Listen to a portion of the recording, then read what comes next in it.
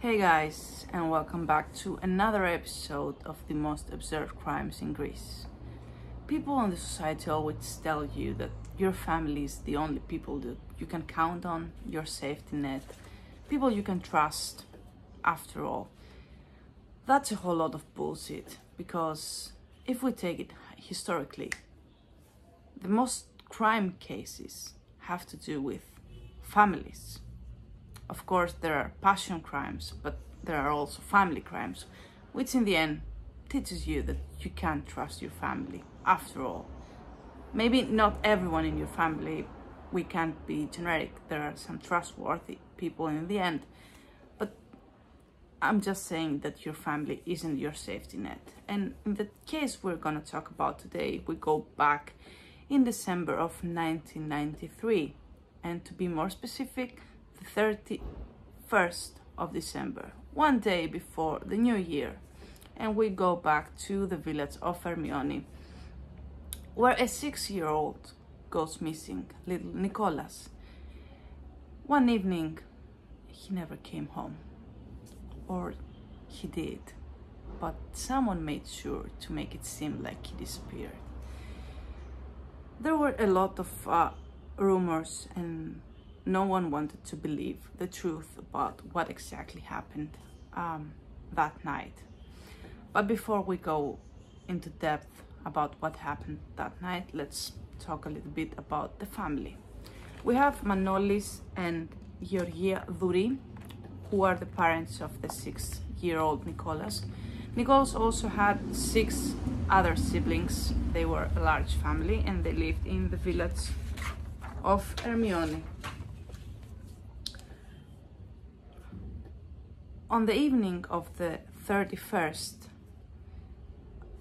little Nicholas was outside with his friends and he was running home late.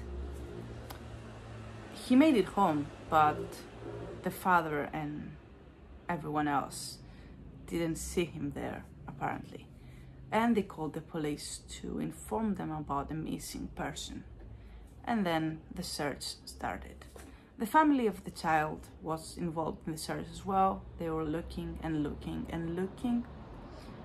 And one day, the father and the other sibling of Nicholas found the child in a nearby house behind the wall. It was the body was hidden there, and the child, of course, was dead.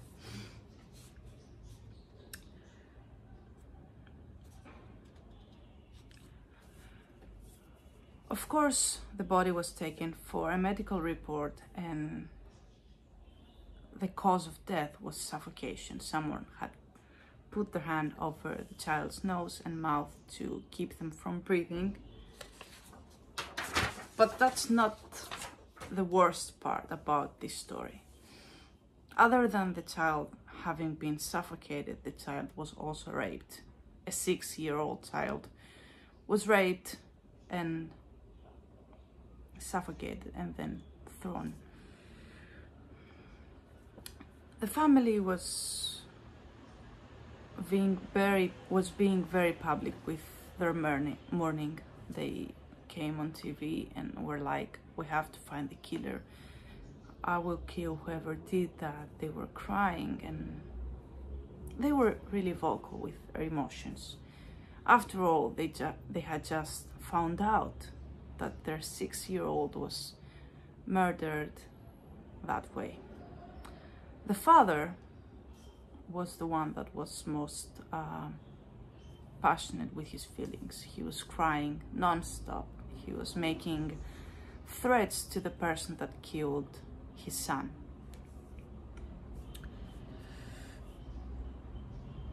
And this is the good part. The father was threatening the person that killed his son. So he was threatening himself. As you can guess, the police started investigating people around the environment of the child to find out what happened. The story that everyone told was that he was out to a friend and he was running late and he didn't make it home, and people were worried about him and things like that. Except the father had a different story. actually 3 different stories. So Nicholas came home after 6 p.m., which meant he was late.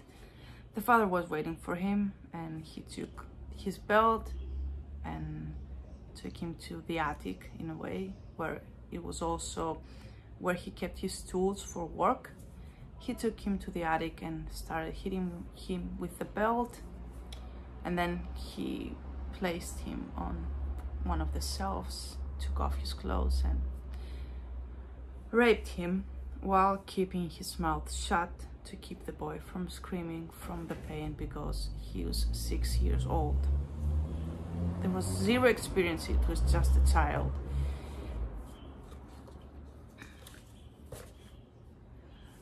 The father went to the police 3 different times, and his story kept changing because he claimed that he was mentally ill and he was off his medication, which meant that he had blackouts and had no idea what he was doing. So in 3 different depositions at the police, he said 3 different things about the accident, the incident, and he said that he had no idea what was going on. He had no idea what got into him. He had no control of his action and of his memories. He had no idea what happened. After all of this happened, he took the child and drove about 100 meters from his house to an abandoned house and climbed over the fence, holding the child, and then left him there, and then left and made sure he wasn't seen, and then drove back home and acted like he wasn't at home when Nicholas was there.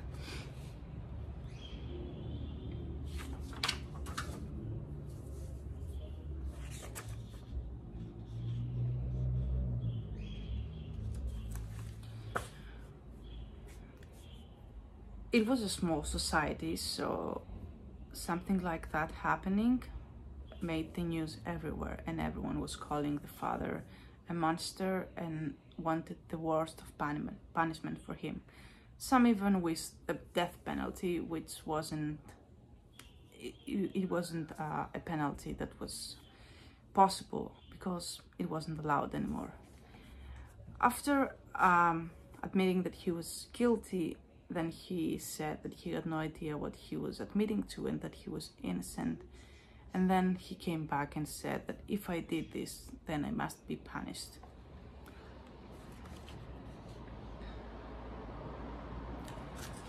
Then he blamed his wife, who had a lover, apparently, and said that you are free to live your life with your lover after you have killed our son.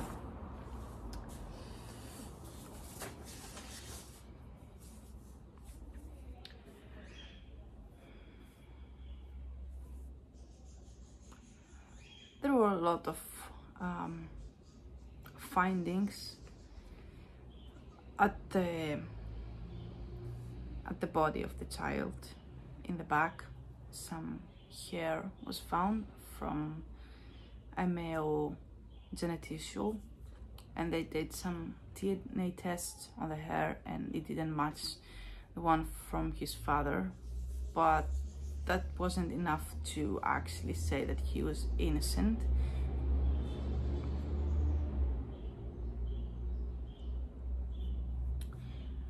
They said later on that the rapist and the killer might have been 2 different people, but the father was definitely guilty of something. So he wasn't innocent, and he had to go to jail for this.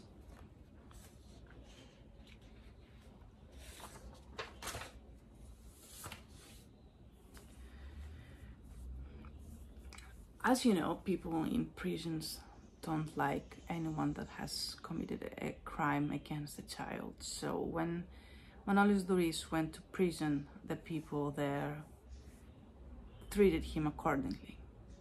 He didn't have a very good time there, and that's the least of what he deserved. After a while, Manolis Douris committed suicide, according to the internet and some reports that were shown, after being bullied and being done exactly what he did to his 6-year-old child. He committed suicide, which makes him a coward, because he wasn't man enough to face his penalty and all that was being done to him.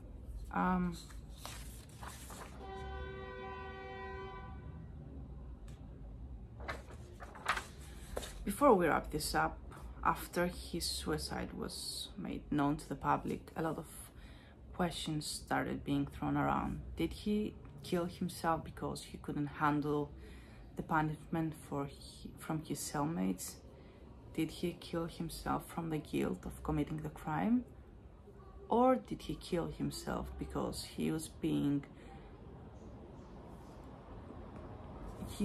committed for a crime he didn't actually do? No one will ever know. The thing is that a 6-year-old died in the most horrible way possible. Someone was blamed for it, whether he was innocent or not. In a way, he wasn't innocent, because he did do something. We just don't know what he was guilty for. May the little soul rest in peace, and may the people that actually even consider doing any harm to little children or children of any age get the penalty they deserve. I'll see you in the next video about the next case.